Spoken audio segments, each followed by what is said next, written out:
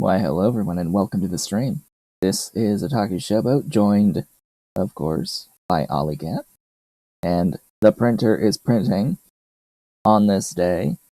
Today is, of course, Tuesday, January 28th, 2025. Yes, Ollie's been here. He wants attention. He wants his petting today. Demanding his pets. So, how are things? How have things been going? Well, I guess we'll start by talking about the printing and the printer as the cat decides he wants to leave. Well, a few things. One, the new printer isn't here yet. It will arrive later today.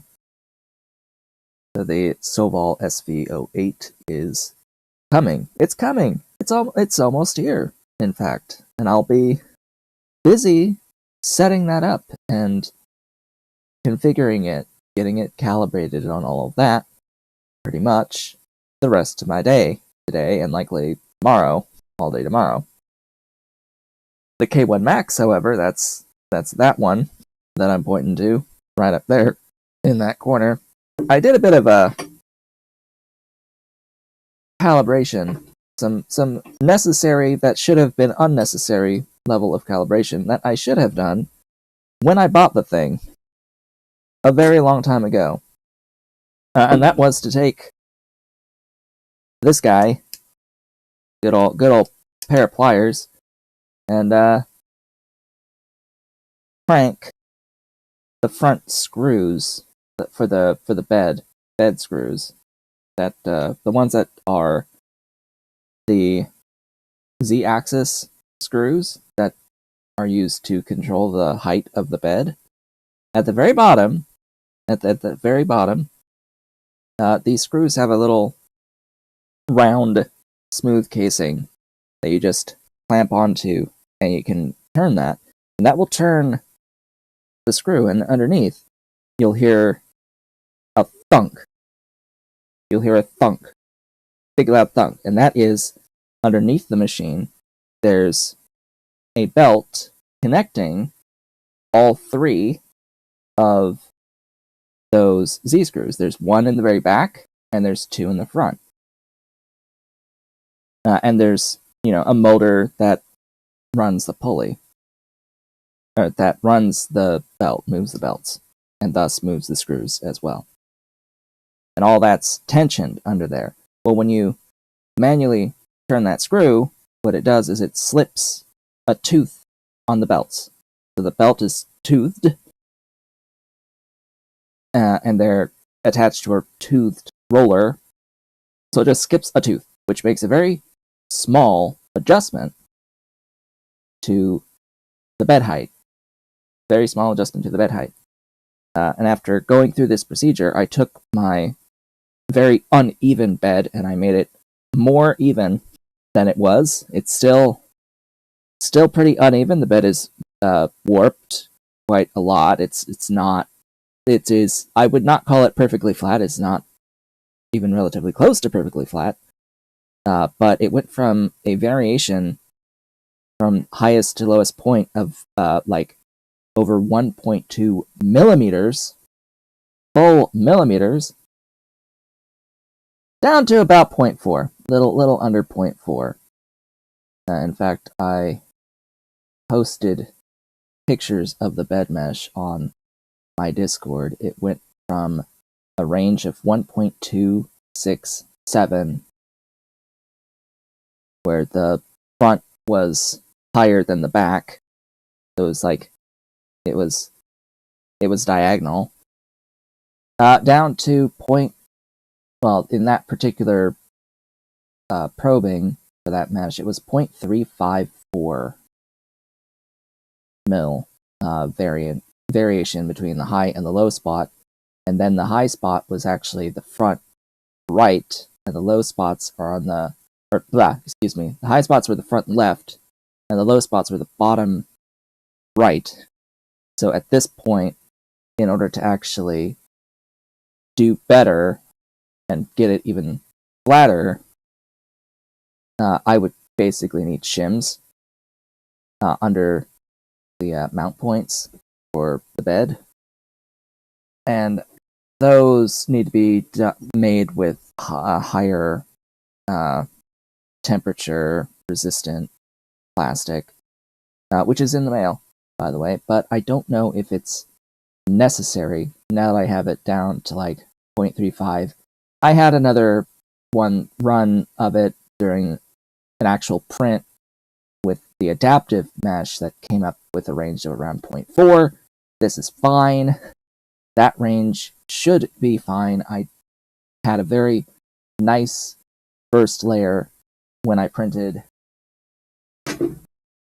this 200 slot 3DS tray as my first print after making that adjustment. And as the first print after that adjustment, the first layer went down pretty well. You'll see this line, this diagonal, this diagonal here. That's because I was adjusting the Z height on this. I saw that it was actually a little bit, a very, very little bit under extruding with this particular standard PLA filament that I was testing out. I'm not going to stick with this PLA, regular PLA. I much prefer the PLA Plus variations. They just perform better overall. But yeah, getting the Z height dialed in now is actually relevant. That's relevant and helpful now that the bed mesh is able to actually do something properly, that the bed mesh calibration is able to do something correctly. As for what's printing now, is one of these. This is a Nintendo Switch 15-slot storage tray designed for that orientation. So this is designed to hold the games in this orientation. I call it spine up because the spine is up. Duh. This was originally a special request, and of course I tend to keep the designs that are requests. This person ordered 2 of this one, but this person is the first actual sale of the item outside of the original request for it. So it's like, cool. You'll also notice the bed is nice and clean. I don't have any glue on it anymore. I'm hoping that I won't really be needing the glue any longer now that I've done that rather quick adjustment. I mean, literally doing the adjustment, turning those screws is super quick. It's seconds. The time that it takes is having to actually do the bed mesh again to see how off it is still, and then to make any further adjustments and then redo the mesh again, etc., all the way until you get it as flat as possible. And that entire process can take over half an hour, or about half an hour. I think for me it took like 45 minutes to an hour total, because I ran it several times while the bed was hot as well. Because that also matters, because this machine, K1 Max, the bed isn't thick enough. And it changes shape when it gets hot, which is not ideal at all for a 3D printer. That's another thing to mod. That's a thing I think would require a mod to fix, which not sure if I want to do that exactly, but it may happen at some point.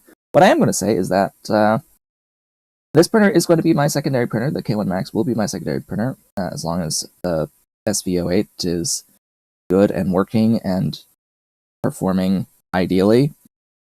But I have other stuff on the way and stuff that's arrived that will be used to further enhance the printing process. And that main thing is going to be the addition of a Big Tree Tech Eddy Duo. I bought 2 of these. They are supposed to arrive today. No, tomorrow, actually. We'll see. That is a sensor that's able to detect and do the bed mesh calibration through scanning. It's essentially scanning the bed rather than physically touching to probe the bed. And it's able to do this due to the nature of magnets and magnetism. So it ends up being a lot faster. It's able to scan the entire bed, and you essentially form a continuous mesh rather than a interpolated bed mesh, where it does math to connect the lines or connecting the dots from the actual probe points. It's able to be a lot more accurate to the shape of the bed, and it's significantly faster. A process that can take a couple of minutes will end up taking like 20 seconds, 20 to 30 seconds to scan the bed. And I bought two of these because I bought one for the K1 Max and I bought one for the Sobal SV08. Fortunately, with the K1 Max, because the K1 Max has a built-in LiDAR that no one, including myself, ever uses. In fact, the LiDAR is completely removed. I removed it from my toolhead because it blocks access to the internals of the toolhead. And after a while of performing maintenance on the toolhead, and since I never used the LiDAR anyway, I removed it. But the connector is still there, and it's a USB connection, and you can actually use that to attach the BTT Eddy Duo in USB mode. So that's the plan. I have to print the mount in ABS for it, so I have to use this machine, use the K1 Max, to print the mount for the Eddy, and then I have to configure everything. I have to completely redo the firmware on the K1 Max. It's essentially just completely rooted the machine, actual full replacement to the software that it runs, so that it can actually make use of this new Eddy tool. And then the prints will, ideally I will have it set so that the prints will do that bed mesh before the start of every single print. And after I do that, I would be looking at doing it to the SV08, but that one will be a bit more work. And even the shorter cable on this K1 Max is going to be a little bit of work, because I think I'll have to make a connector for it. I think I'll have to build a connector. Quite possibly. Which is why I also got some tools here. I got a few tools. I got this is a crimping pliers and micro plug kit. So this has some plugs and things. You can actually make your own connectors, micro connectors. Here we've got this is a terminal crimp plus components for making what's the actual name of these? I forget. Ferrule crimping tool. I actually ended up buying two of these kits because they had different sizes between the kits, and they each come with this crimper tool, this little crimper tool. And I liked the looks of the other kit's crimper a little bit better than this one. The other kit looks a little bit more professional overall than this one. But again, they have a little bit different sizes of stuff between them.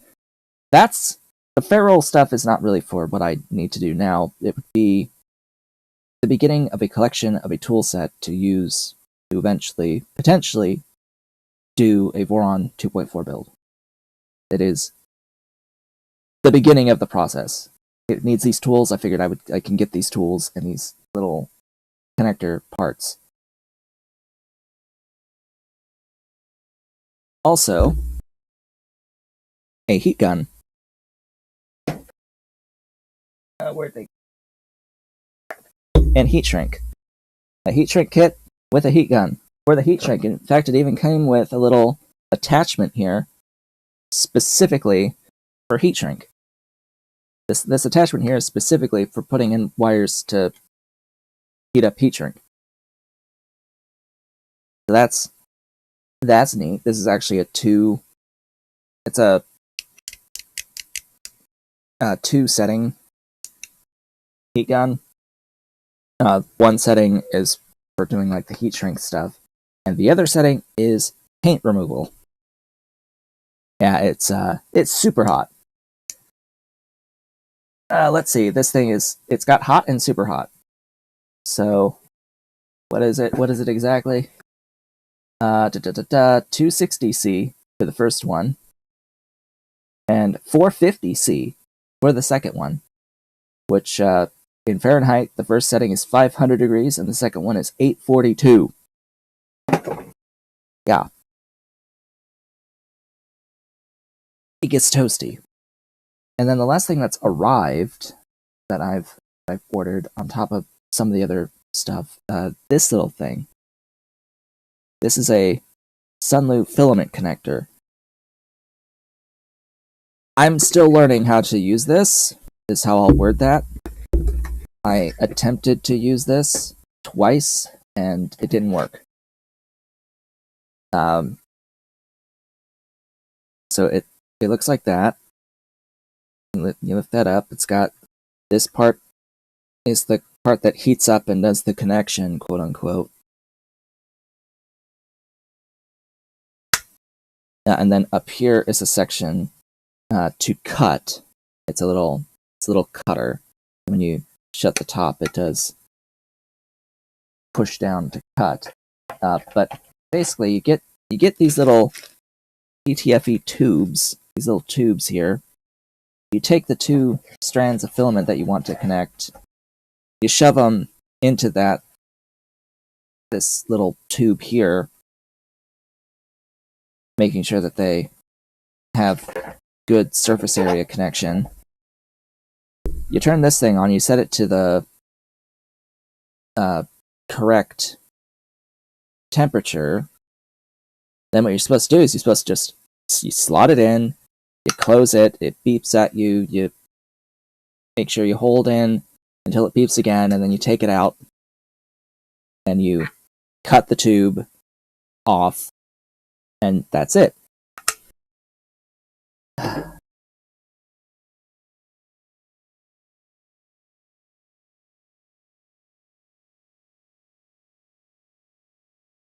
They've fallen in my trash can next to me, but yeah, let's just say it didn't really work on the first attempt, and it didn't really work on the second attempt. So yeah, we're gonna need a little bit more work here with this.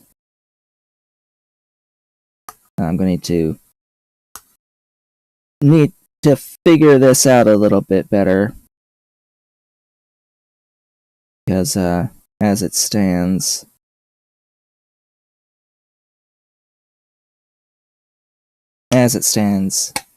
it hasn't worked for me quite yet. But I'll try a few more times, try to figure out exactly what the instructions actually mean. And it's just a little USB power on it.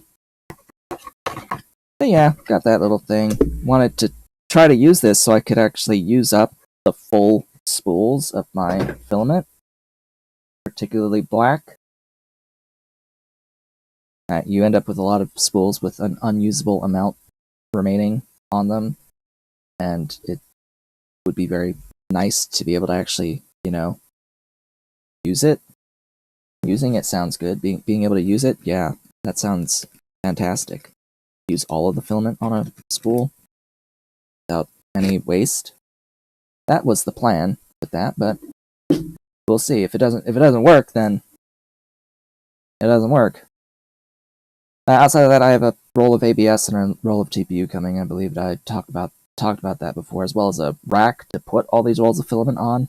Those will be coming tomorrow, in fact. So I think that's it for my update. I think that's the news. That's all the news for the 3D printing shenaniganery at this moment in time. So let us play game. Game sounds good. I like game. Let's play Ostranauts. The Ostroest of knots.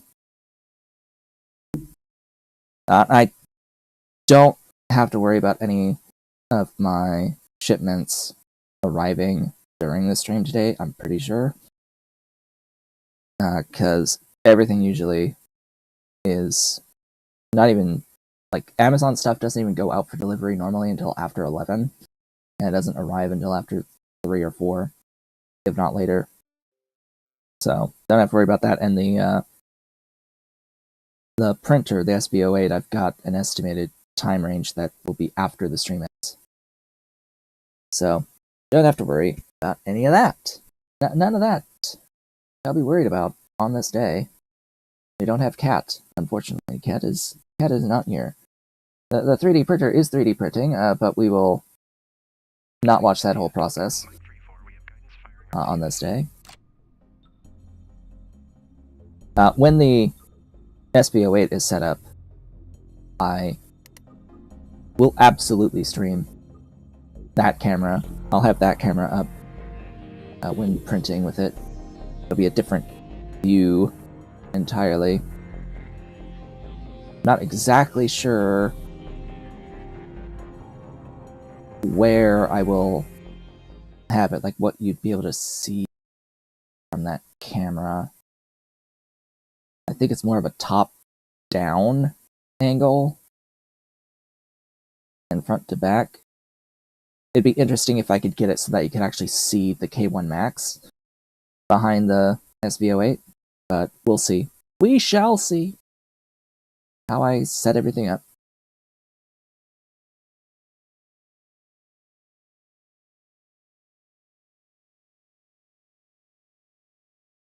Oh yeah, and there's just miscellaneous other things just thinking about that are on their way. Things like heat-resistant wiring, stuff that's like the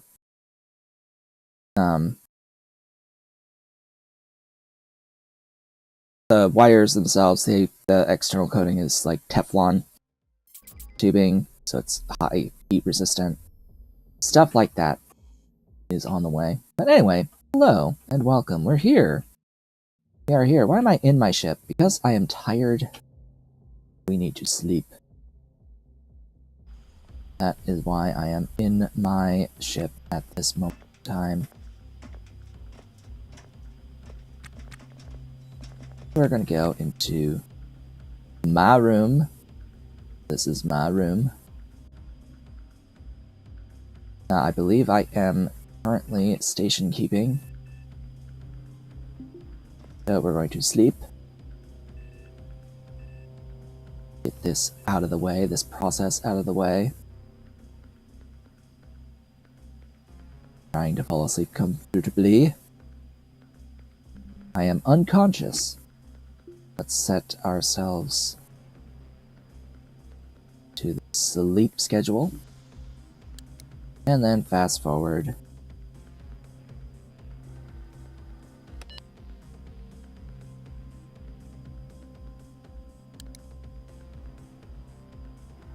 Eight hours. Rest. Back work schedule. Get the hell up. Get your suit on. Eat.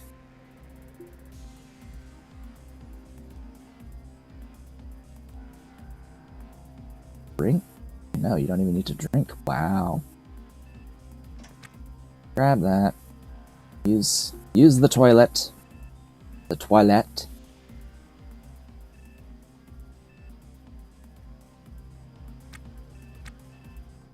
And we are good to go. Now, most of the other ship is pressurized, but we're gonna...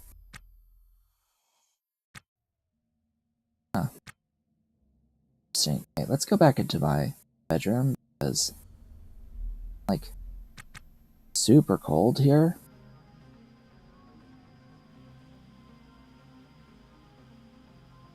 Wow. Temperature is like real hassle. The real hassle. Oh, and then we go to being in stock. I don't like that bug. There, that's better. And we get onto the other ship.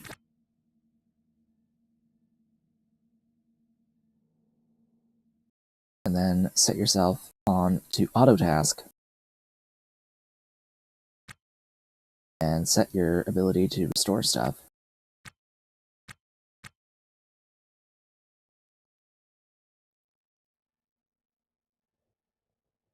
Because now we have to begin a very long process of fixing and restoring everything on the ship. All the floors, all the walls, all the broken stuff. Everything that's here needs to be restored back to 100%, and that's going to be a while. That's gonna be a while, huh? Yeah. So it's time to talk about random stuff, I guess. Random other things. Last evening, I loaded up another game, first time in a while, Pal World. Started a fresh save on that. We'll see if I continue it. I hope to continue it because a lot of updates have happened since the last time I played Pal World. It would be nice to get through some of that. I mean, even the first time I was playing through, I didn't really do all of the content anyway, so there is more, though. There's more to get through. Starting from scratch is just a bit slow, though. Bit of a slow process.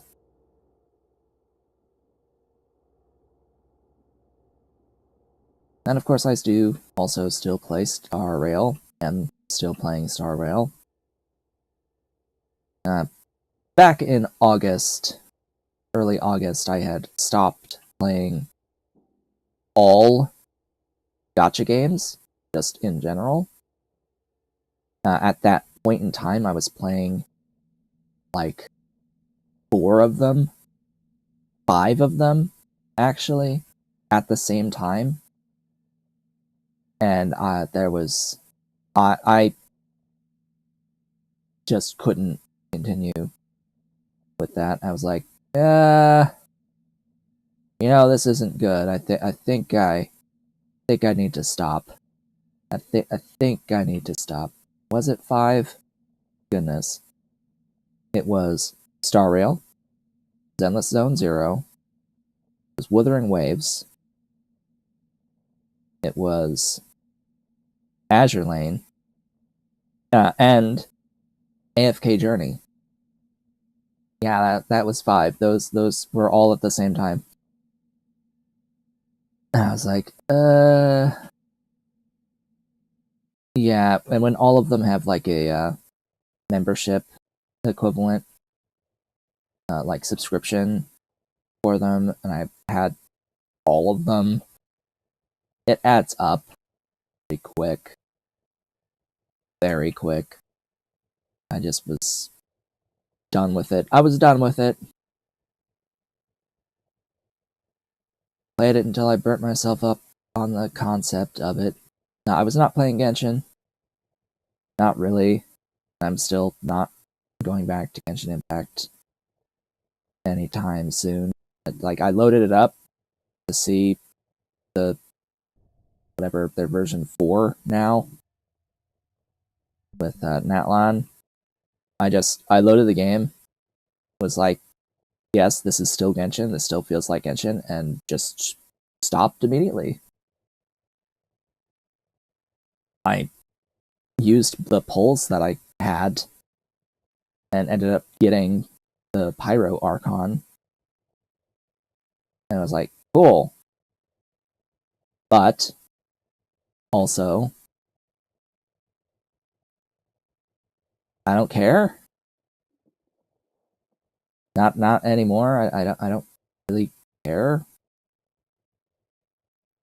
about the game anymore.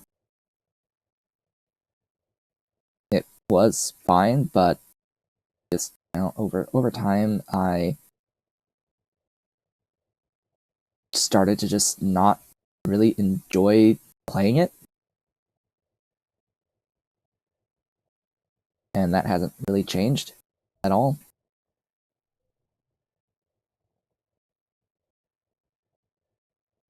Star Rail is a bit more my speed. It's a bit more my speed in that it is a turn-based game that has auto combat, and I can just watch it play. If I don't really feel like playing or engaging intellectually with it, I can just set it and go, let it go. It's a great game for like my planning side. I enjoy planning things. That's where I get enjoyment. Just making plans and executing plans, building the characters. I enjoy that process, building the characters, planning out what specific artifacts I want on them, getting the traces, planning out schedule for what I'm going to do, at what time, that sort of stuff. And while you can do that in Genshin, you also have to actually engage with the game, because it's action combat system. You have to actually play the combat out. There's no auto battle. But Star Rail, I can just let it auto battle, and I can see over time that like battles get faster as I build my characters. Is neat. Is nice. I like it. I like it a lot. That's why I go back to that rather than any of the others. Zenless Zone Zero was like a flop, frankly. Just a complete, utter disaster of a game. Did not particularly enjoy it as a long-term experience. I played it at the beginning, but didn't really even make it much into the first patch of the game. It's like, huh, yeah, it didn't grab me, didn't hold me. We're over here now, apparently. That was particularly because Zenless Zone Zero, as a game, like, you pick your character at the beginning, and then that's not actually the character that you use to, like, engage in any of the content. You just run around and talk to people, and then when it actually comes to the gameplay, you use a completely different set of characters, and can't even use your main character. And it just, I didn't like the whole concept of playing a minigame when I should be playing the game. I didn't like the entire like TV gameplay mode they had going on with it. Didn't enjoy it at all. It's like, what? Where are my maps to traverse? Like, I want to traverse maps with the characters that I have obtained and built, and fight enemies with the characters that I've obtained and built, and like the majority of the content was not that in the game. Like, huh? Like, oh yes, you get this arena to fight a few enemies, and a couple of things that were just linear hallways to fight enemies. Like, okay, sure, gave us a few levels with combat, and the rest of the game is not that. Alright. It's not what I signed up for. And so I stopped. Also, not really the vibe I enjoy. Not particularly a fan of the music that they use in the game. I'm just not a fan of the style.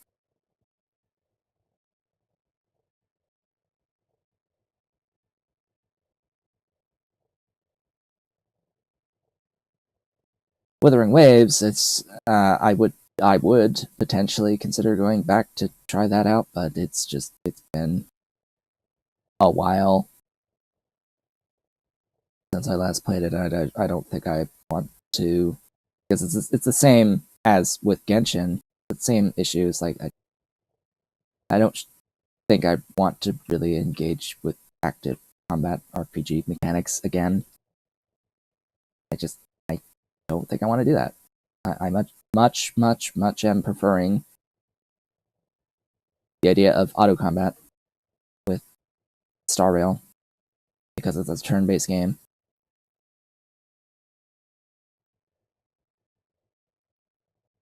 In fact, I get annoyed in Star Rail when they force you to not use auto battle, to actually play the game yourself. There are specific times in the story itself where they require you to actually engage with the combat, and it's like, you know,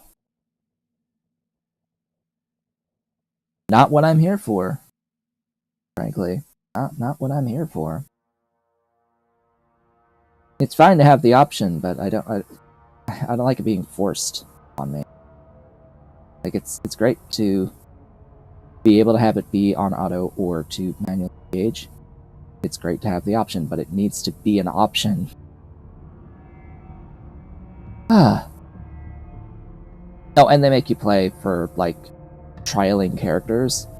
They don't let you do auto battle for trialing out characters. It's like, but I'm going to spend the majority of the time using this character on auto, so why would I not want to get an idea of how the character is going to perform on auto? Like, duh? Huh? How was this a good idea?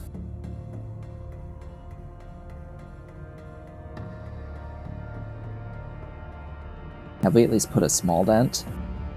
Not really. Not even really a small dent has been made.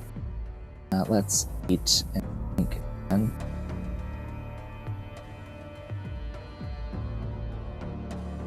Game, it'd be nice if I actually could see this above the bottom bar.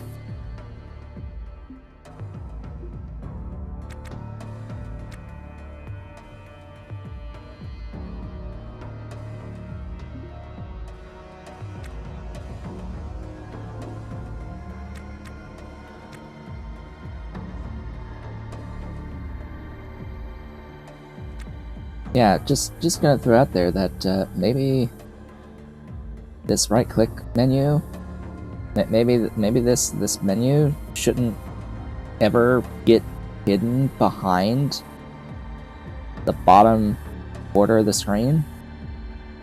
UI shouldn't be able to be below this element. Should always be above. Should always be on top.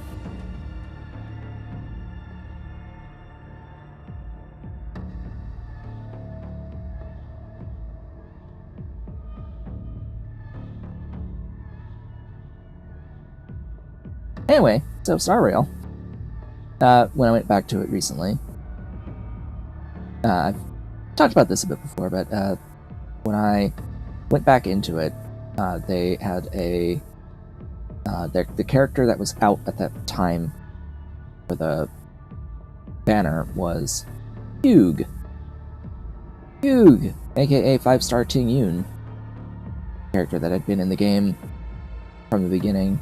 A 4-star character. Very good harmony character. Necessary on a lot of teams, including teams I was using.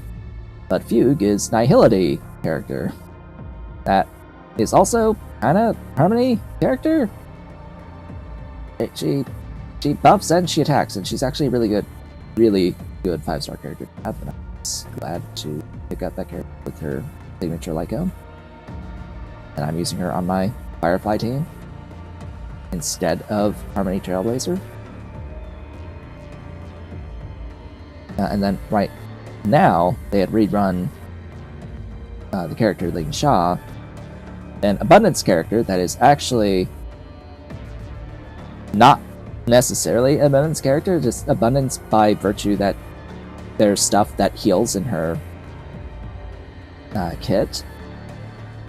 Like, yeah, she has stuff that heals, but she also summons a thing that attacks, mass AoE. She's like an erudition character. Her ultimate does AoE damage, her skill does damage, her basic attack does damage, she does damage, and then she just heals by virtue of doing damage. Whenever her summon attacks, it will heal your team, but also do damage to the enemy. Like, she pulls double duty for damage and healing. Like, huh? She's like top of the list, Apex S tier character. Like a must-have, like utter easy mode for your account if you have this character. Like, absolutely, I'm gonna get this character. In the current set of banners, so I got the character, didn't get the light cone, didn't see the necessity, and now I'm pulling for the actual current signature new character to the game of the Herta, 5-star version of the 4-star character Herta, the actual character instead of a doll of the character. And she's... I want to get the Herta because she's good for a specific piece of endgame content called Pure Fiction, which is heavily focused on AoE content. You get a lot of waves of enemies that are full set of 5 at a time, with bosses as well, but really mechanically it's favors being able to actually attack and kill all of the enemies on the screen as quickly as possible, and that favors erudition characters generally, and characters that can perform actions outside of the turn order, because in Pure Fiction you are limited on the number of total turns that you have to complete the combat scenario. So it favors characters that can perform like counters or particularly follow-up attacks. Conditions that can fulfill follow-up attacks will completely bypass the turn order, making characters like the 4-star version of Herta amazing at Pure Fiction, because she does a lot of follow-up attacks based off of damage that enemies take. And she combos with the standard 5-star character Himiko, who also has a follow-up attack based off of doing weakness breaks on the enemy.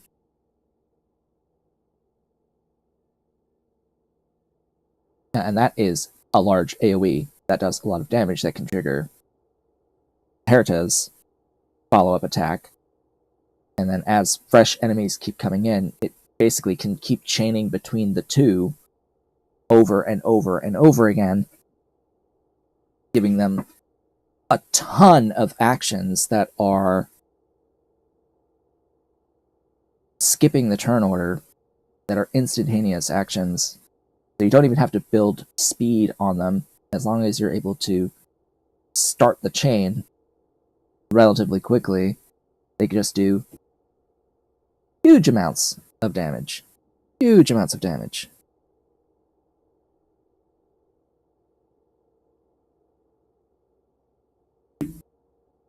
The Herta adds to this. Would replace, I think, Himiko in that team, so you end up running the Herta and Herta together. And it's like, okay, sure, great. And that she just is erudition character, does a lot of damage support based, really. I mean, you can consider her like main DPS carry, but she needs another erudition character on the team to function well. Her kit is based off of having 2 erudition characters in the same team to do the most amount of damage possible. Ideally, though, I would also end up getting Jade, who is also rerunning right now, because Jade also happens to be a character that wants another erudition character on the team in order to do the most follow-ups for damage. And so the Herta and Jade pair extremely well together. But I don't have either of them. And unfortunately, I lost to 50-50 for the Herta, though it was really early. Gave me another copy of Clara at the time, but because it was really early, there is a chance that I can get the guarantee on the Herta before the phase ends, which is actually coming up, I think, a little over a week from now. I think it's entering last week of the phase. I don't think I'm going to be able to get it. It would take a miracle, and I'm not going to pay money for it. It's a miracle that could theoretically happen. I say theoretically because it's not going to. Because right now, Star Rail is basically running a sweepstakes. You can choose each day for 7 days. They've already had the first day done. That's done. Today is day 2. So for 7 days, you can choose to either get 100 of the jades that you can use for pulls, or you can gamble. A 90% chance that you get 50 jades, a 10% chance that you get 600 jades, or a chance to be one of 25 people total in a day. Or actually, no, it's 5 people per day. 25 total over the 7 days. Or something like that. I think it's 5 per day. 4 or 5? 4 or 5? I don't remember exactly how many. A chance to be a person who gets 500,000 jades. Valued at over $6,000 US. You can have this astronomically small percent chance that you could get 500,000 jades, a 10% chance to get 600, or 90% chance of getting 90 per day for 7 days.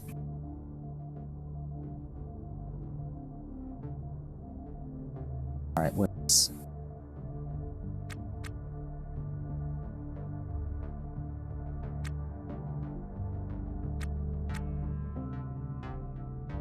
What is proximity alarm here?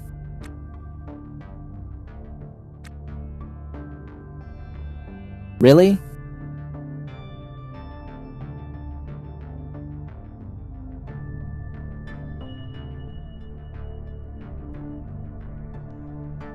Well, I guess it's kind of fair. It's kind of okay that we're close to OKLG.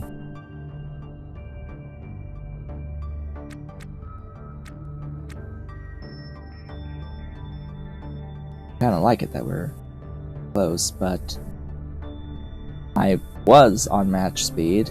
I guess it went away when I stopped the game. This is just a visual bug. We're still attached to the thing, even though it looks like it's traveling away.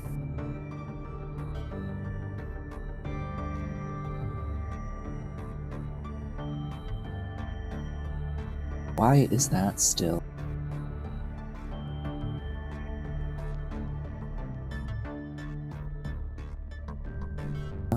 do that one. Okay, now why is that?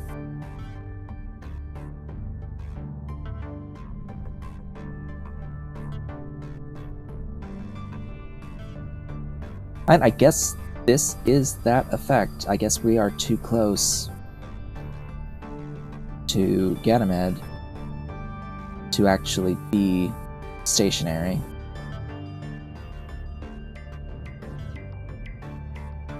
Cool. Well, we'll just keep an eye out. I think I'm more than 5 away.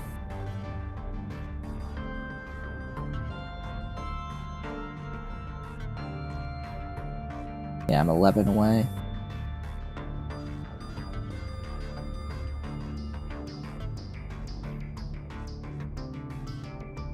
Don't know why it says I'm not 0. Anyway, get back over there. Didn't get back to work.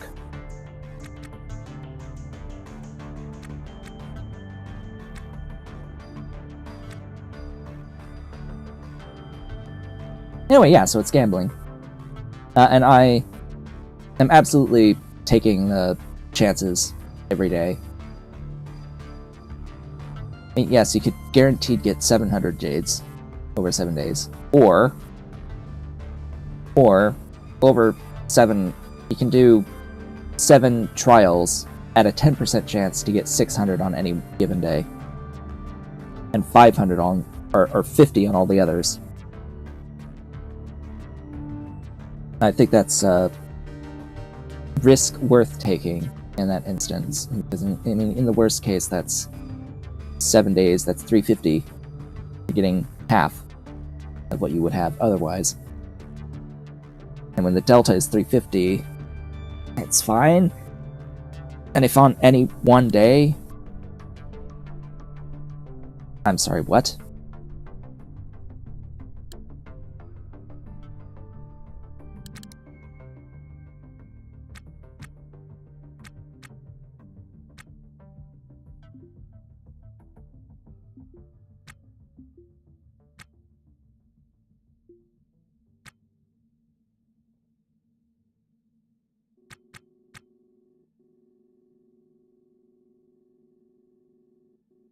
How was there a sudden ship motion?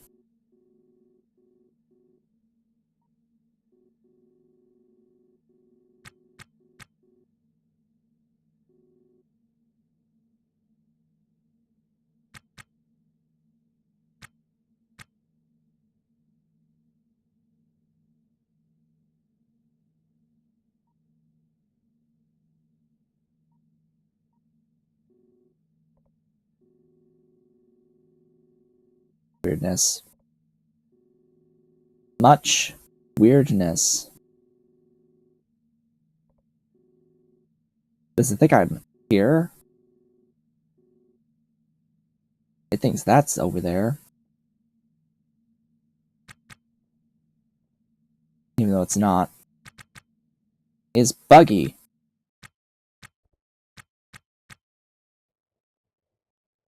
We buggy around here, apparently.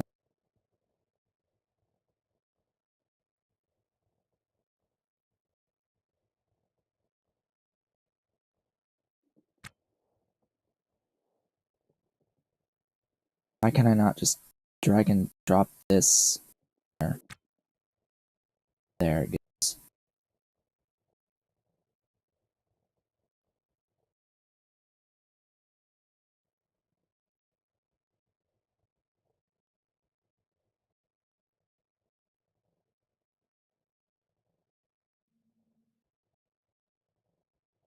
Ah, yes, and officially on day 1 I was in that 90% and got only 50 jades from the day 1.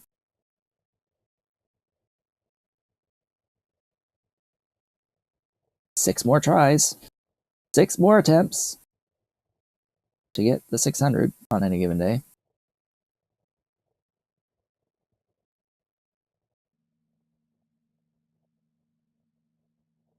And all you need to do is get that 600 once for it to be worth choosing that option.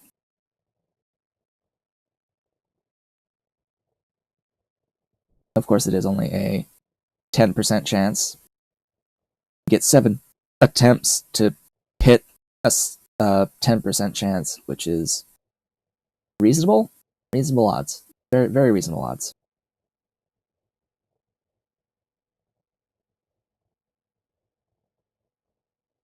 To hit it at least one time, it's reasonable. Better than a 50-50, I think. Odds is better than 50. Let me see. Where's the calculator? Binomial distribution online calculator stat track. So chance of a success 0.1, number of trials 7, total with at least 1 success. It is 52.17% for at least 1 success, according to that calculator. Of course, now I know that I failed the first time, so really it's 6 more after that. Now, where's my character? Way up here. Okay. Frame rate?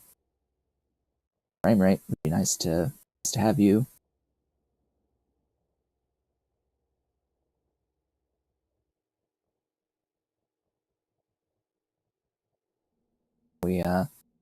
How we looking here?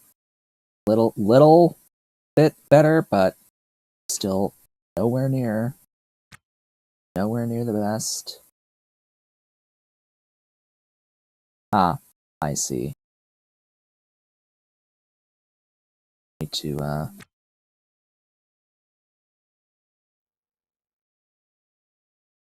could you get inside, please?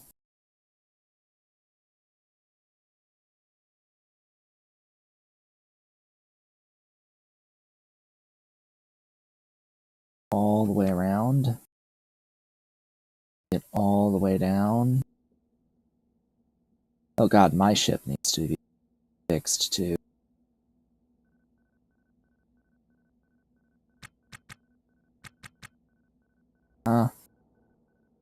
Proximity line. What?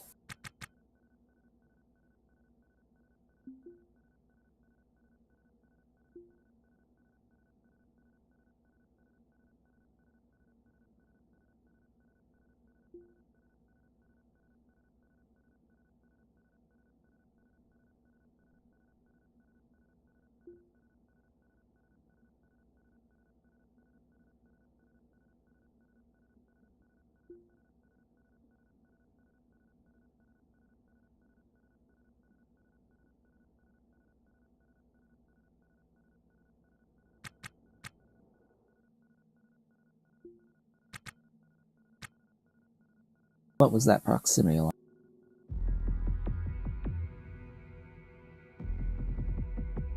Seriously?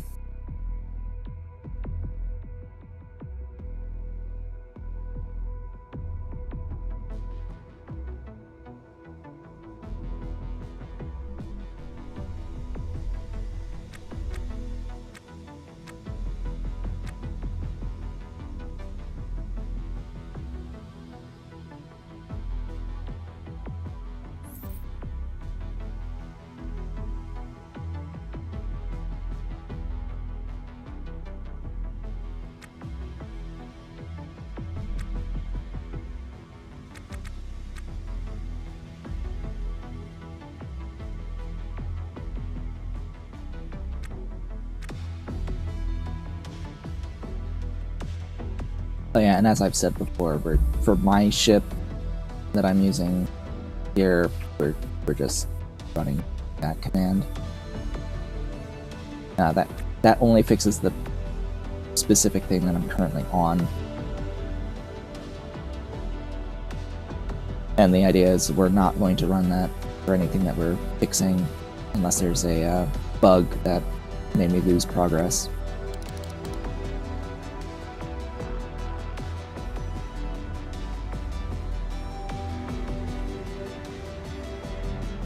Because we're gonna suffer fixing this whole thing.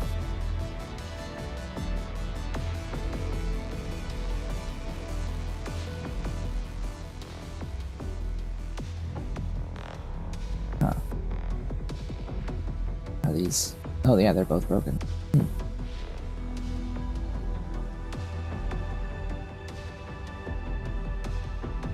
And basically I'm gonna fix this up and then probably just immediately sell it.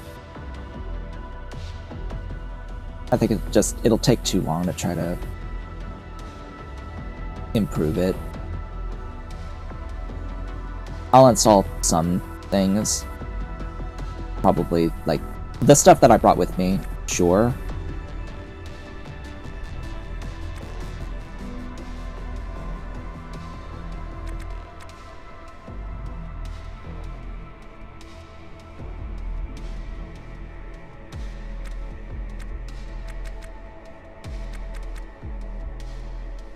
I apparently got knocked down.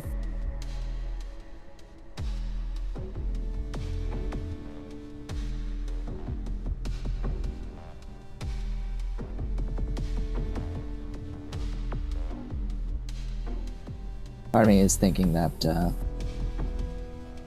we are reaching the end of this series.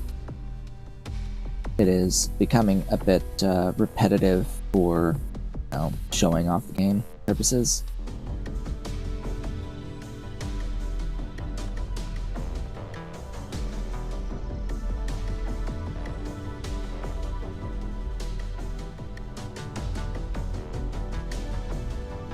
But there are some things that we haven't touched on, like going and using the torch drive, and going to Venus. That's the only other body that has anything relevant. I don't know, there might be some other location that's decent.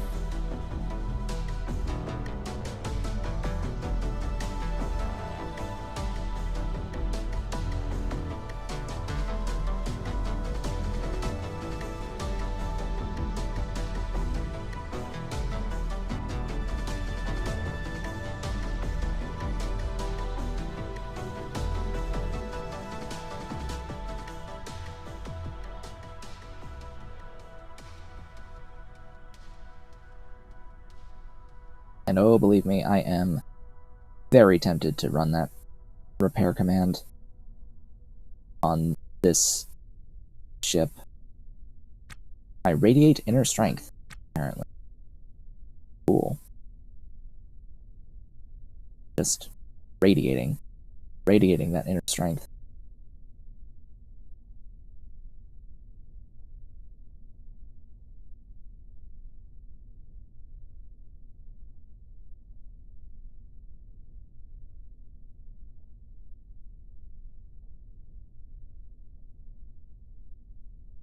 Absolutely radiant.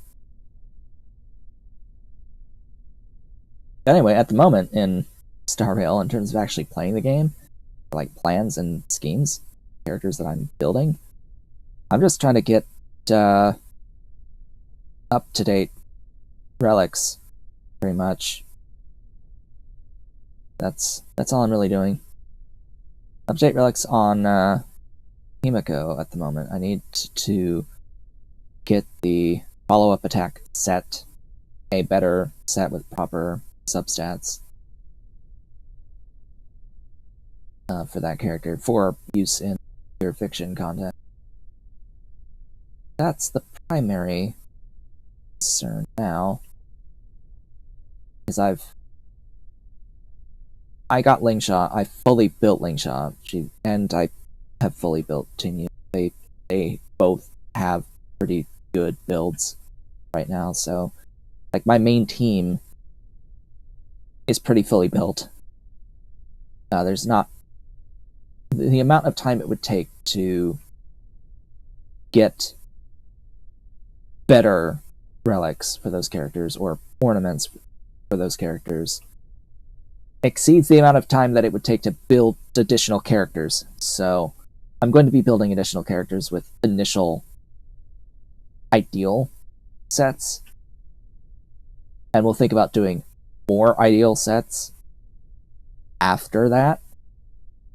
It's like last on the agenda should ever be trying to fine-tune fraction of percent gains.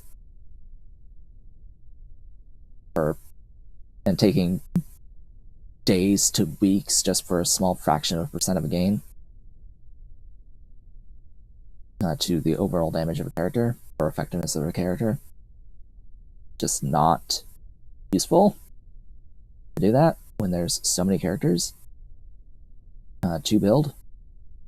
Like, build the characters, and yes, give them their own unique sets of relics. Don't share relics, because it's highly annoying to do that in the game. Well, theoretically, yes, you can do that. I've never bothered, because there's no such thing as saving sets for the relics and ornaments. You can't save a loadout, and you can't transfer a loadout as a full transfer between characters, and you can't do that as you're trying to start specific content. So we would need to have the ability to save relic sets for characters and specifically load them when we're going to be doing content using that specific character without having to like leave that interface entirely. Because right now you'd have to go in from the character screen, manually change each relic on the specific character that you plan to use for a specific piece of content, taking it from one to the other, and then remember that you've done that when you go back to another character, the other character. Yeah.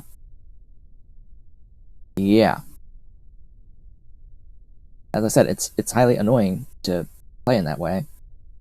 So for me, every character gets their own relics, and I don't share. The only sharing that would happen would be swapping something that's better off of one character to another, but it's usually a like-for-like swap. Such as, I've realized that, hey, I'm not using Topaz and Numby much anymore, so if I have any better relics on that character than what I have on Himiko, for example, and what I've just rolled is something that is fine, but what Topaz has is better, I just swapped the relics. Just swapped them. And I'll keep farming for ones that have the actual ideal substat rolls.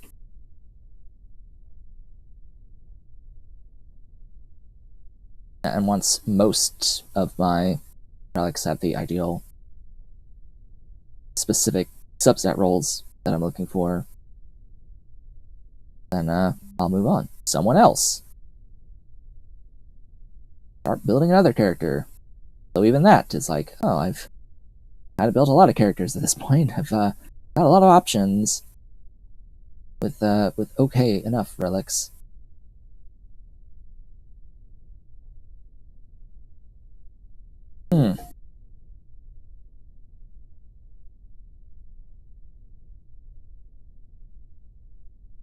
How's this print going?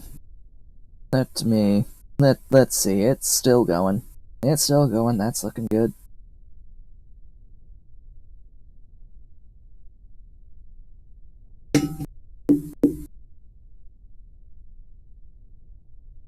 No delivery notifications at this point in time, so there's nothing waiting for me. Ready to go. Outside, of course. There's just so much more to repair. We've made a lot of progress in certain rooms. We've made a dent. Definitely made a dent. And did quite a few repairs. Not all of the repairs. There's still stuff that's broken. There's these two, plus this one. Those are broken. There's some exterior flooring, I think, that's broken.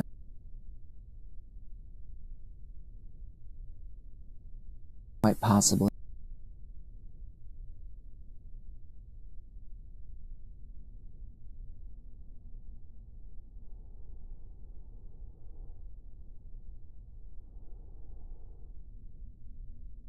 I'm just looking forward to seeing how much this ship sells for.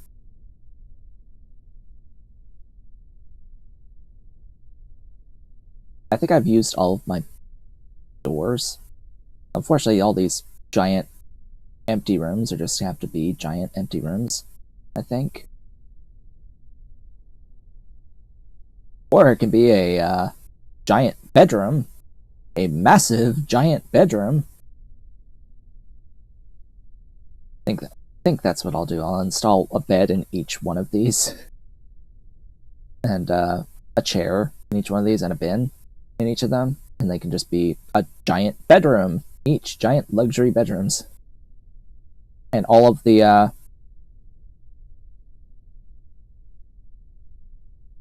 Huh. That's right.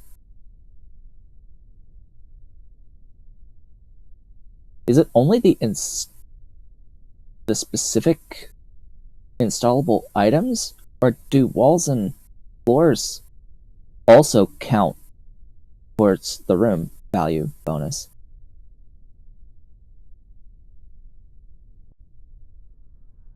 That I don't know. If the walls and floors are included in the room value bonus, then you would want to have as large of luxury bedrooms as you can possibly get. Because that would multiply the value of all of the walls and floors by 2! Towards the value of the ship.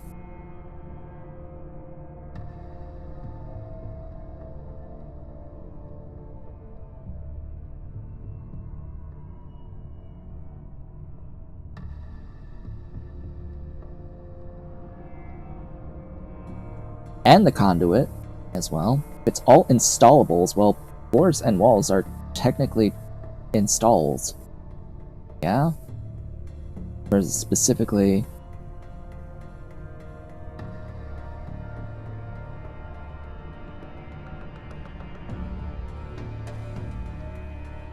Yeah, there's nothing... Well, there is this tag called installed. So it may be that the multiplier only counts on stuff tagged installed, which, you know, floors are tagged installed as are walls, as are conduits. So yeah, I think it would be everything would be multiplied by 2 if the room is counted as a luxury bedroom. Huh. Neat. That'd be a neat trick right there.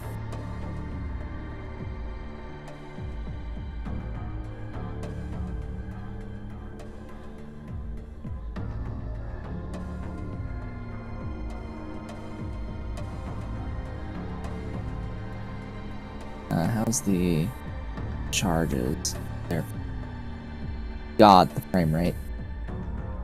The frame rate, though.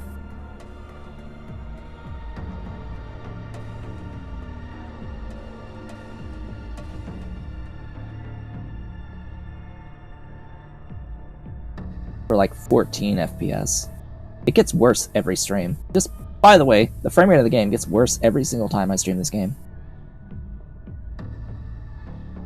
Oh, we have lost power on our work lamp.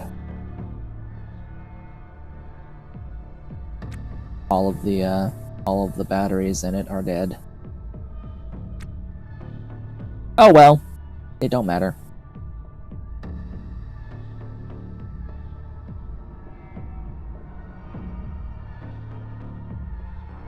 Where are you going?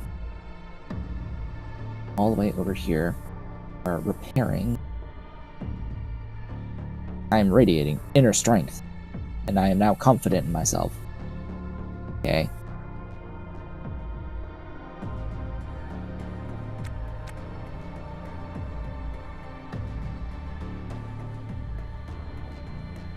Part of me is thinking that because of the frame rate, it may actually be faster to run the game at less than times 16.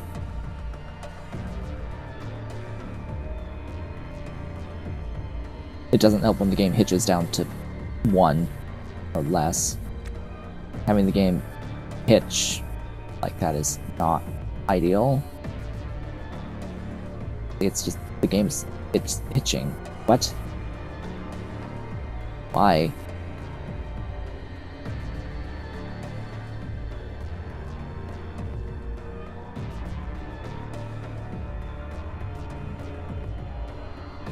Alright, I've apparently played for too many days, as it turns out.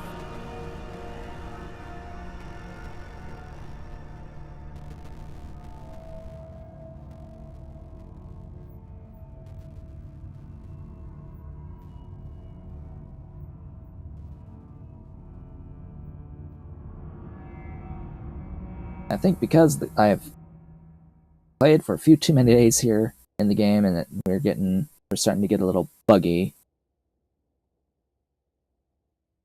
We may have to end the series with this character.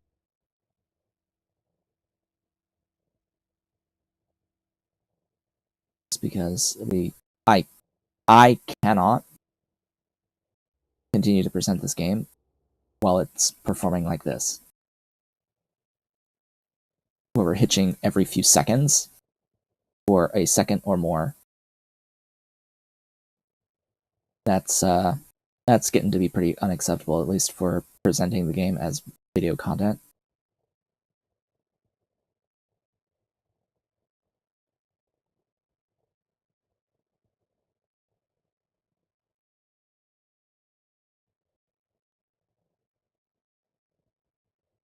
So with that in mind,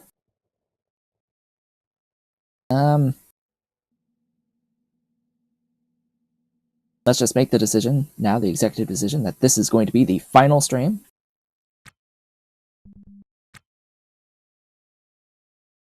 For this particular character and this particular series. Probably not going to immediately continue as another character. And with this game immediately going forward. Likely going to wait for at least version 15 before thinking about playing the game again. On stream, anyway. I'll definitely play the game. I'll continue to play the game, and I'll continue looking at and keep modding the game, and, well, at least using mods for the game. That's not going to change, because I still do enjoy the game, but hopefully the performance gets fixed. There should not be hitching like this. Ever. Just full stop. Just not even... We are paused. We are paused, and the game is hitching. Like, just zooming in. Game hitched. Just moving the map like this and zooming in and out shouldn't hitch the game like that. No. That's bad. That shouldn't even be remotely possible. And it's not because my system is bad. I have 10 gigs of available memory in my system. I have a 32 gig system. I'm using 21.2 of 31.9 at 66%. CPU is also at 46%. It's not taxed. This system is not taxed. GPU is a 4070 Ti. It's using 20%. It's using 20%. And we're at 9.4 of 12 gigs of the VRAM currently, so it's not the system fault. Anyway, shenanigans. Yes, shenanigans. It's time to do stuff. We're gonna eat. We're gonna drink. Brush our teeth.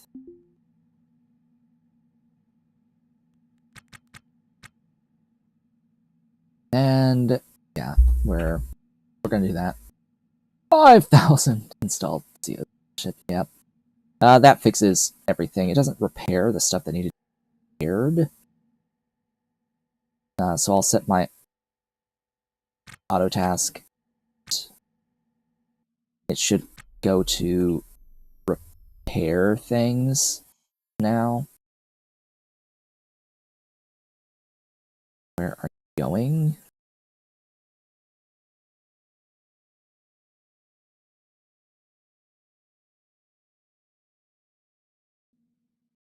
It's going to restore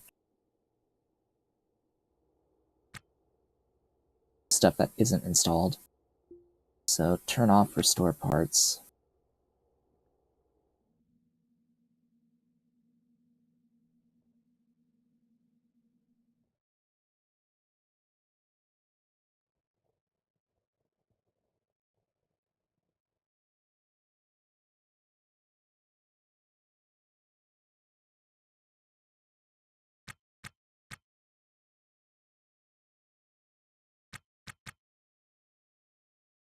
Over here.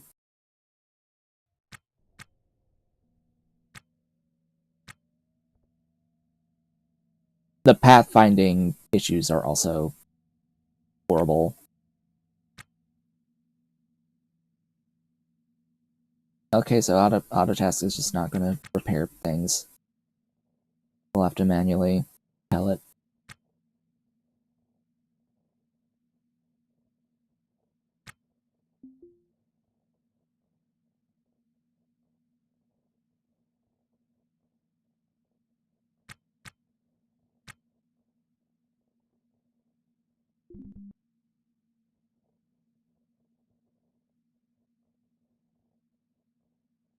Come on.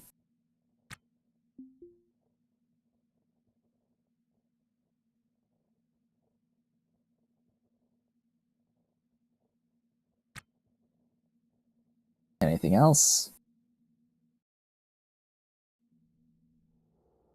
Apparently that gas canister is damaged.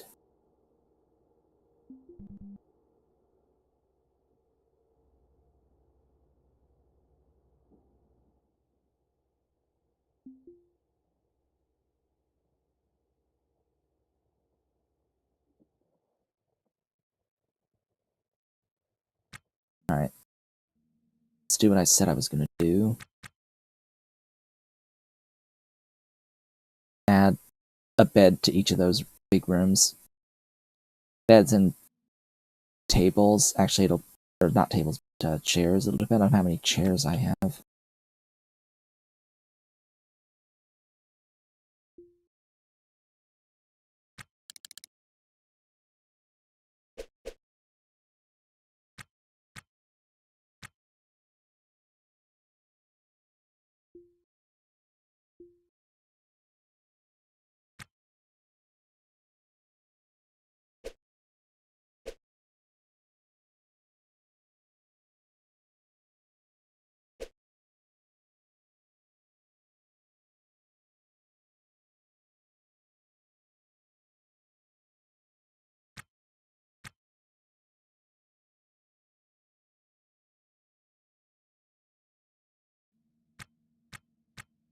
Chairs.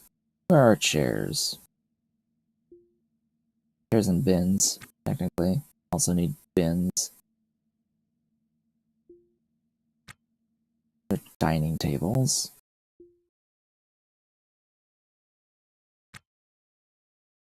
Those are not chairs. Unfortunately.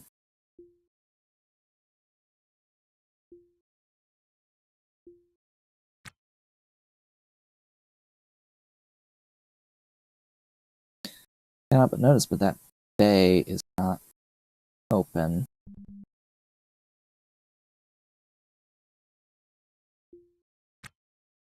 That's a chair.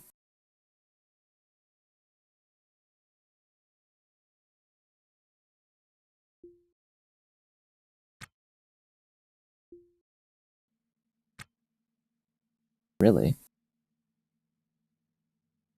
Can't help but notice the extreme lack of chairs.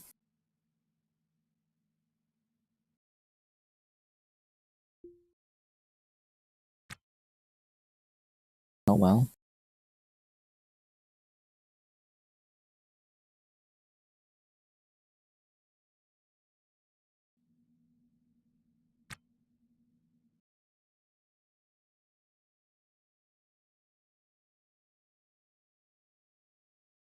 Oh yeah, I should open these now.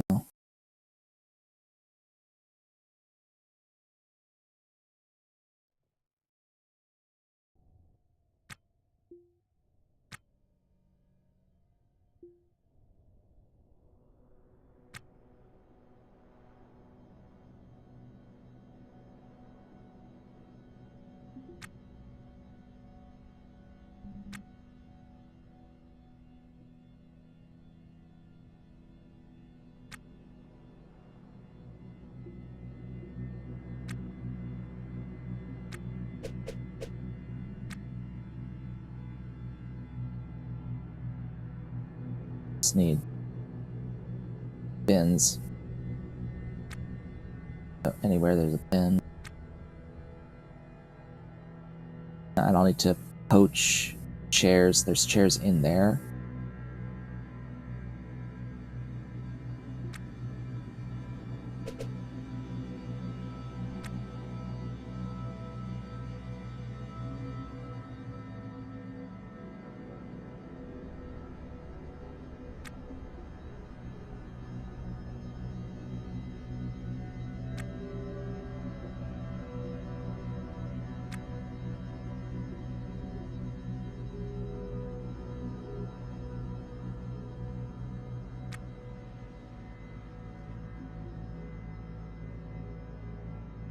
These doors.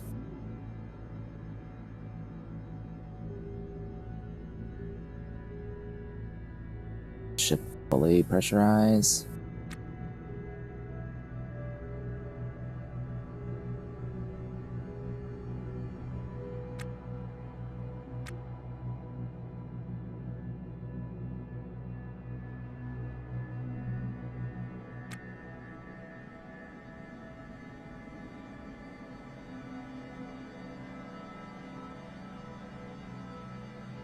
Alright, that's one.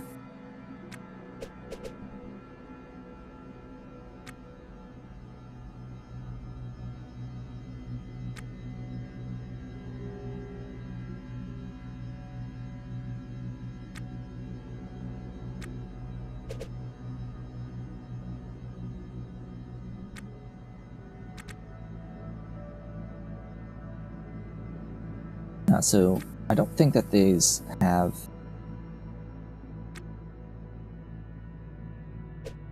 itching. I don't think that these rooms have a bin already.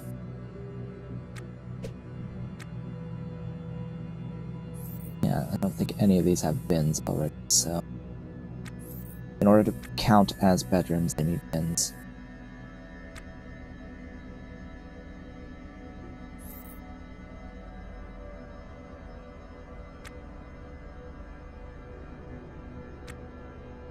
In the wall, of course.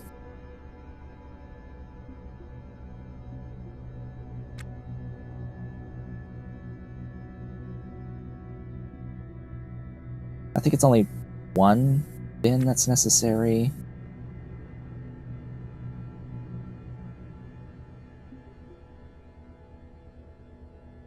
If I can put two, I will.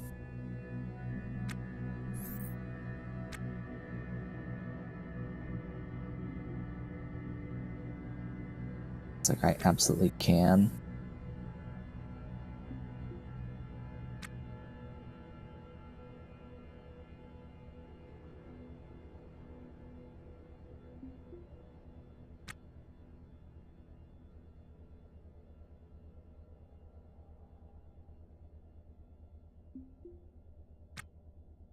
Does this have a galley? Is there a fridge anywhere? No. It's fine without.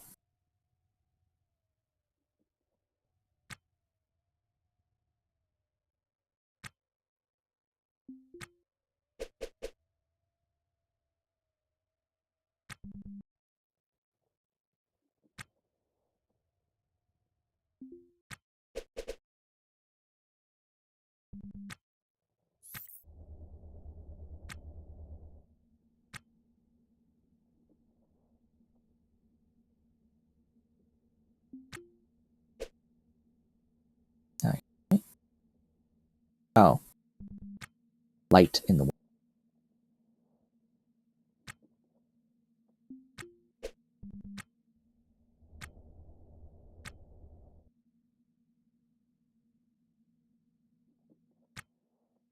Gosh, it would suck if they did not count these as bedrooms.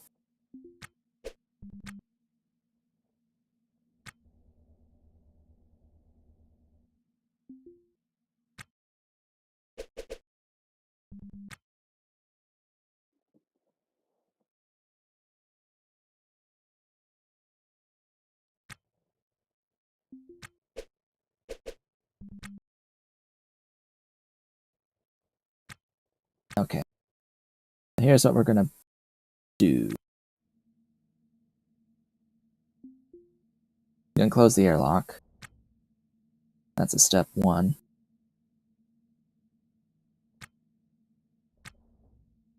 Come onto my ship.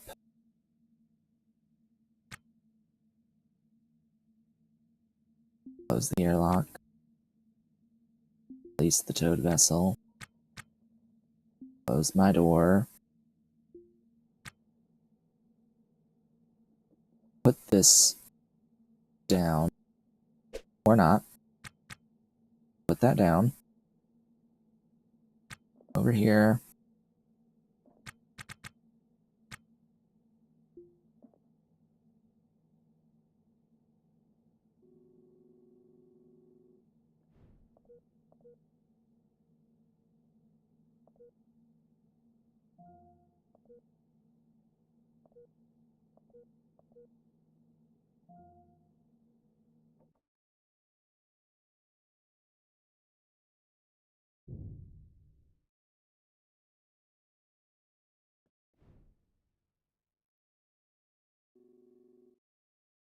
Oh, wait, what?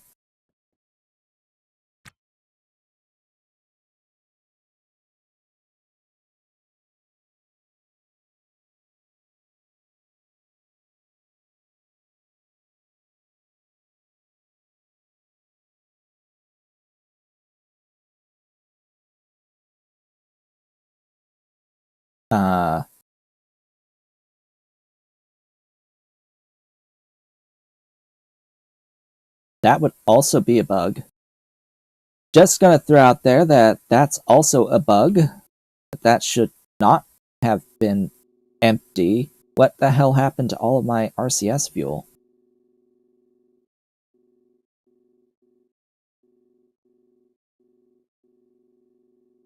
I don't know how it would have gotten... Was it trying to match speed? I don't know. I don't know. What I do know is that I'm gonna run autosave. We're gonna instant dock to OKLG.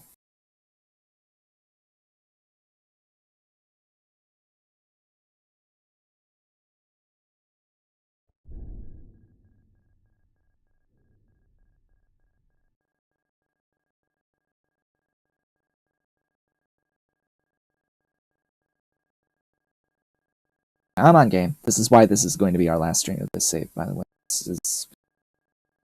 This amount of hitching is not acceptable.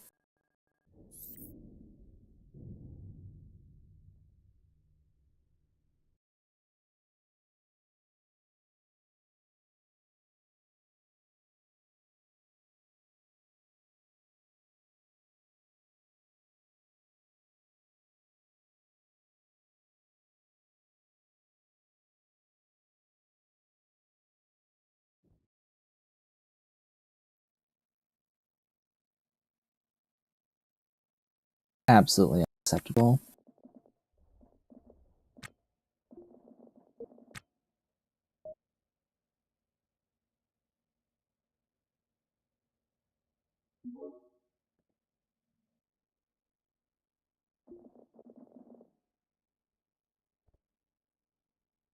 We should still be able to get, like, pretty much full price for the ship from here. We can sell the ships remotely all the way to OKLG. Although, since it's on the other side of the asteroid, it may... Right, it thinks this is their first time here. No, it's not.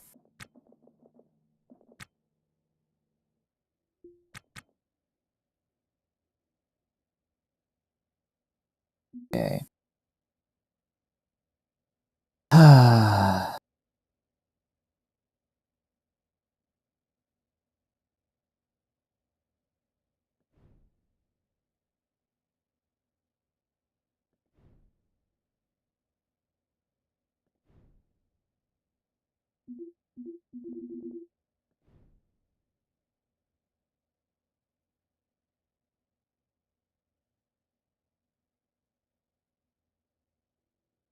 Screw it. Screw it. I no longer care. That made like nothing. I made like no money on that. But I'm done with this whole thing. I'm done with it.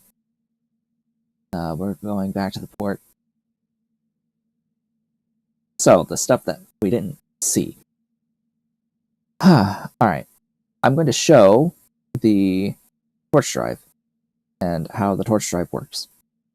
I do not intend on engaging the torch drive and actually doing the trip. We're just going to use that screw and instant dock to Vorb.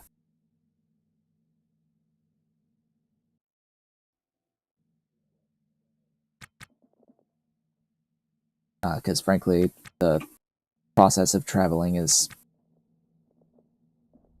not engaging. Essentially, the what happens when you're traveling? Oh, that's a bit. That's a map. When you're traveling, the main event that happens is micrometeoroids. They just damage your ship over time. And, you know, however many days it takes is how much food you're going to need and how much water you're going to need. And repair materials along the way.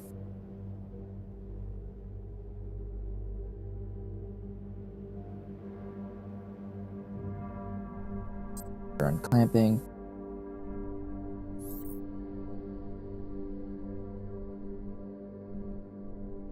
Okay.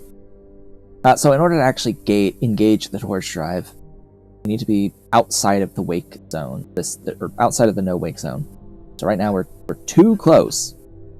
We're too close, and I think that there is a visualization of the no wake zone somewhere in here.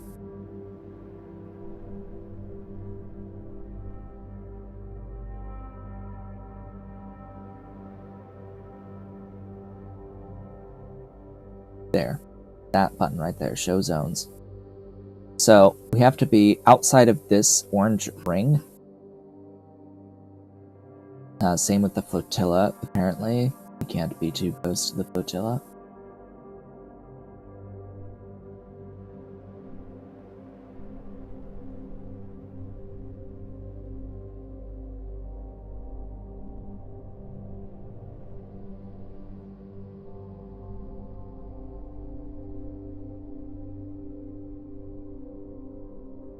We'll just select a nav station. Let's do that one.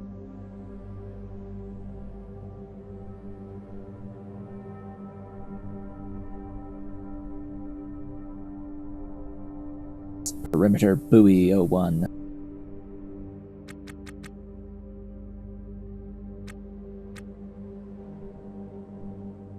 Don't want to hit any wrecks along the way either. Good evening. Hello. More morning here, almost afternoon. I've decided this is going to be the final stream of this particular series and character. The performance has degraded too much to continue, honestly, so we're just gonna putz about and then end it. We're gonna see the things that we didn't see and then end. Alright, we're here. We are beyond the no-wake zone. So right now I'm showing how one would use the torch drive. And then we're just gonna hit the rescue screw and instant dock at Vorb, because this process is a little annoying. So I have to think. Yeah, you have to plot an actual course. We have to select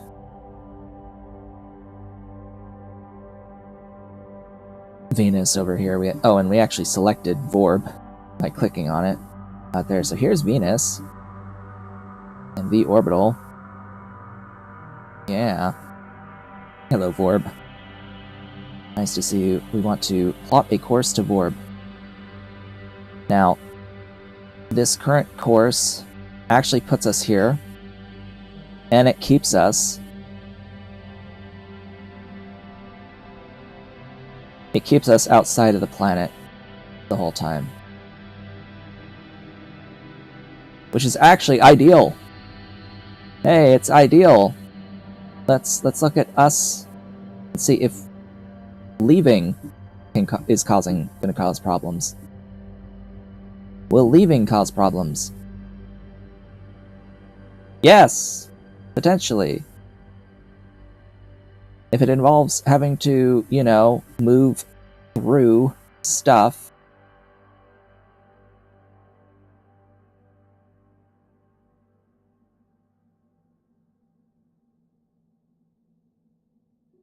Which it would appear as though, yes.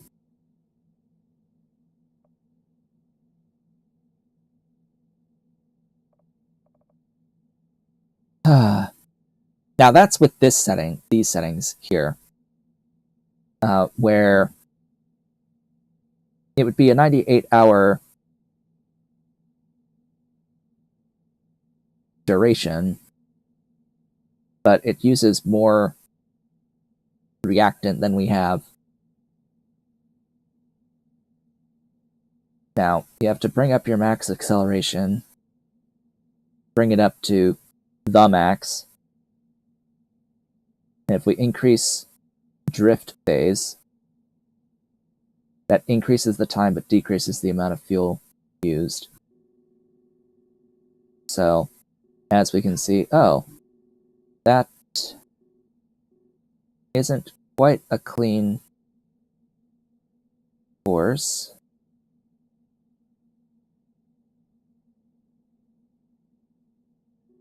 So if you actually want to go to Venus, what you should do is you should be out this way ahead of Ganymede, travel more towards OKLG Nav 3, or better yet, go to Nav 3 and then set the course.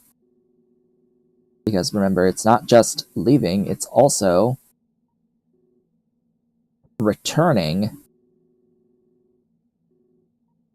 to Vorb, or getting to the destination, which this path puts us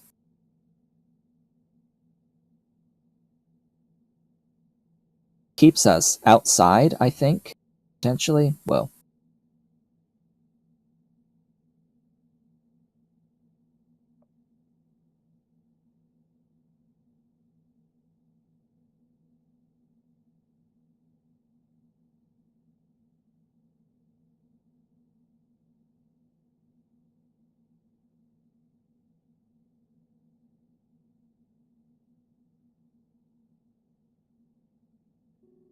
you see, that right there, that is a problem. That is a problem.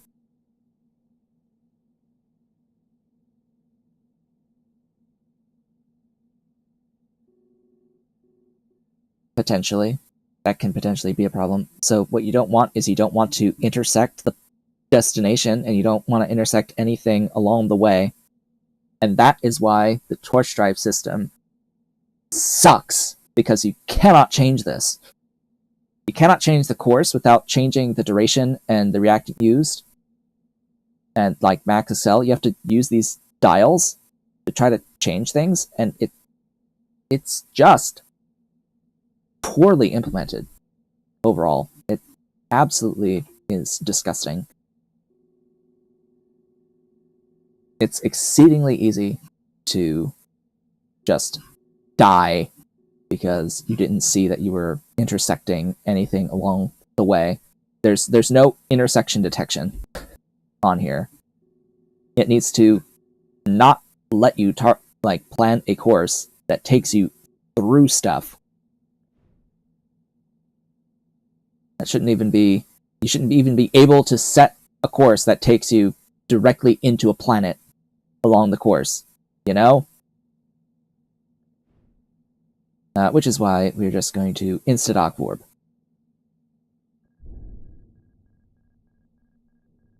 So we can go there. We can go there. Right now. Hello, Vorb. We are here. It's a little smaller than K-Leg. Welcome to Venus Orbital.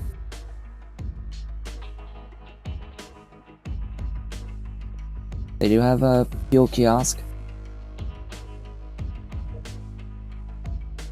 If we needed to refuel, we could refuel. It's not letting me, for whatever reason, pay for something. Okay. Now you let me pay for the thing.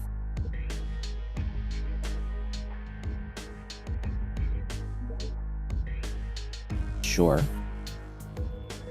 You got Venus in the background. Alright, where is you? So inquire. So inquire about visas for K-Leg. That's what we're here for. So we can actually obtain the skilled laborer visa rather than the 5 mil investor visa. Because we are skilled in spaceship engineering.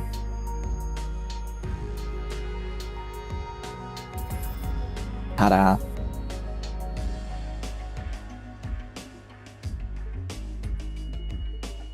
We could do the same for the Venus places, but no. But nah. So this is a ship broker, okay.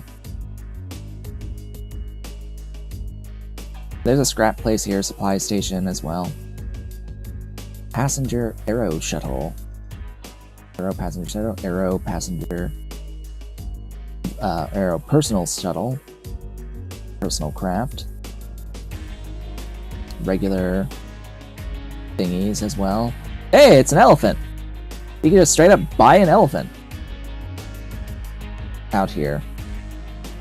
Yeah, so that's Athalan mods right there. That's Athalan's. We could even afford it. We could even afford to buy it.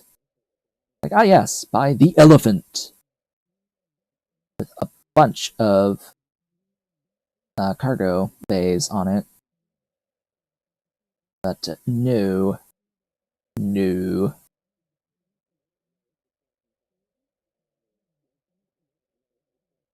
Where does it put it if you buy it? Would it send it to the auxiliary?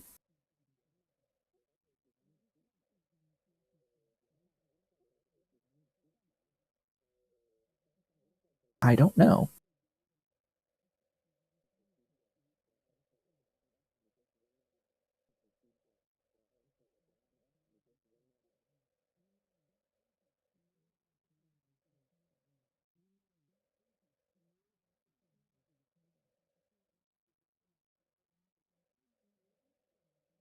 I do not know.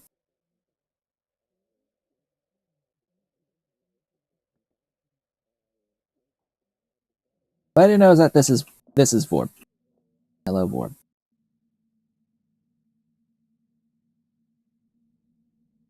And we could, like, do this for any location. Someone asked me for $250. Nah. If anything, I need $250.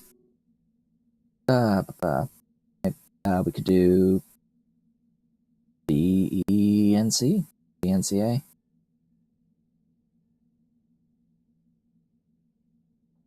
We could do the LA location. Think I've actually never been to the actual locations on Venus. EVA no longer possible. Strong gravitational forces.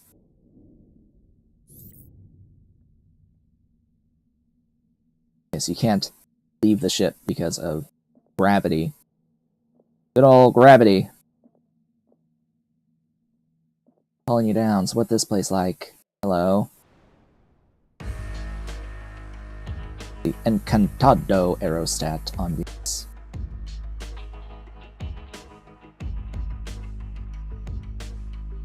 It's just floating in the atmosphere. What do you got? A scrap kiosk? Several fuel kiosks? Okay. Rave drone decoy.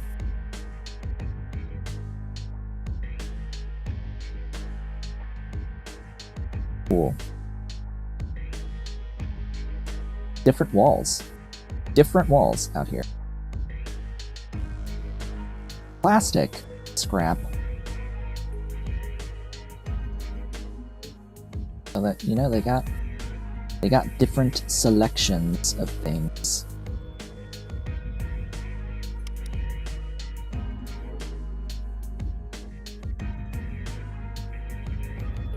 They have ferries. You can take ferries.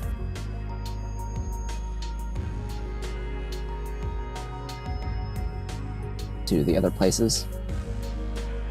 Pretty expensive. You can go back to Long Beach, you can go to Cloudbreak, etc. But yeah, that's...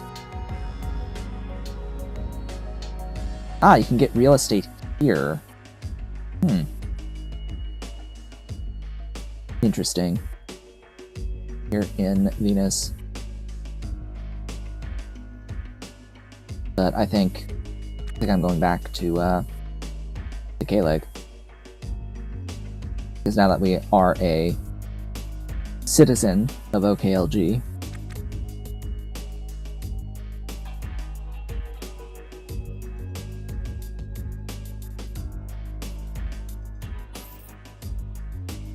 goodness.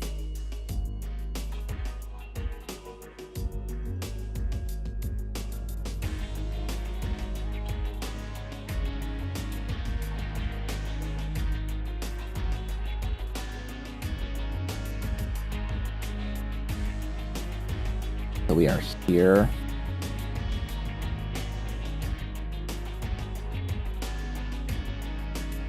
We're gonna go back to OKLG.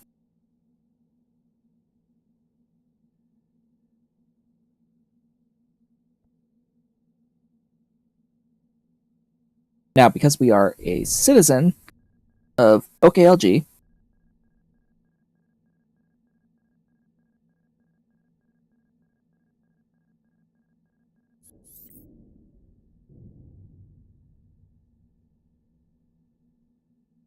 a few things are different now.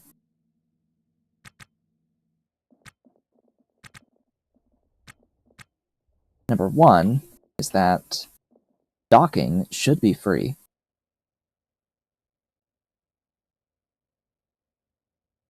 Apparently not.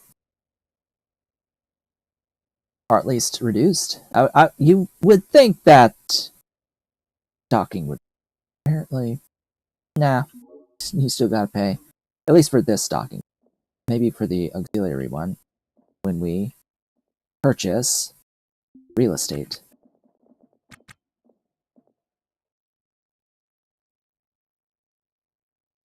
We have our asteroid residence.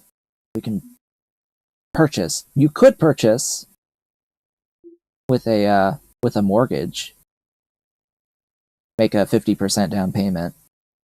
But I mean, by the time you're able to, go to Venus and purchase citizenship, you probably have the capacity to just buy the thing outright. So now you go to estates. This takes you to a terminal.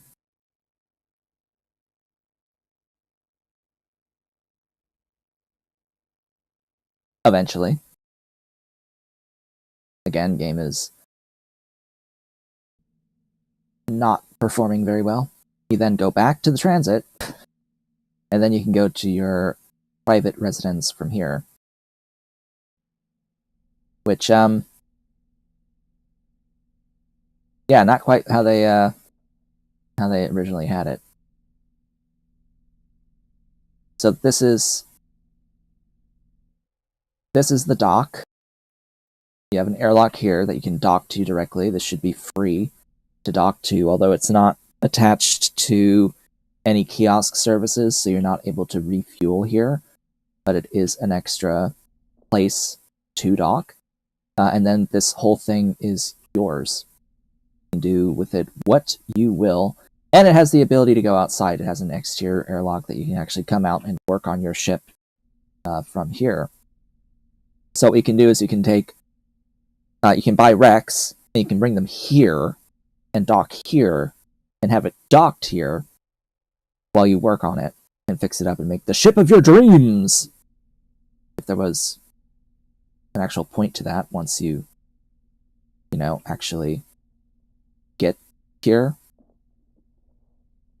I mean, sure, yeah, it's great, but you've kind of already fulfilled all of the primary goals of the game by being here, by getting to this point.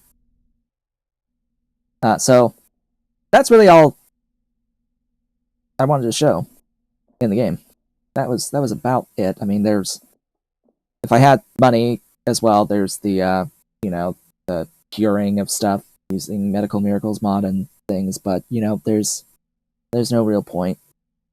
There's no point anymore. We did the thing. The game's performance could be a hell of a lot better, but yeah, it's not good enough anymore to adequately present the game and be able to actually stay sane. So I'm going to end things off here. I say I'm going to end things off here. There is an ad in progress on Twitch for the next 30 seconds. Less than 30 seconds now. The printer has finished printing. By the way, the printer has finished printing.